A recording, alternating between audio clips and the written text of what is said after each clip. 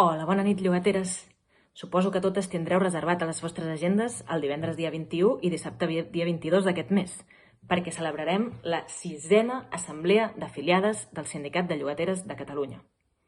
És molt important, en primer lloc, que vingueu, però en segon lloc també és molt important que llegiu. El primer document serà sobre l'aprovació del Consell de Redacció de la Llogatera, que és la nostra pròpia revista. El segon document serà la presentació del pressupost del Sindicat de Llogateres d'aquest any i també un debat sobre les nostres fonts de finançament.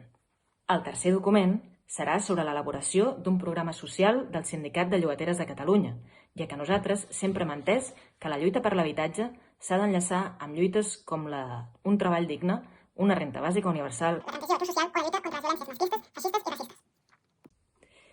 El quart document debatrem sobre la construcció i l'expropiació d'un parc d'habitatge públic des d'una perspectiva ecologista i anticapitalista.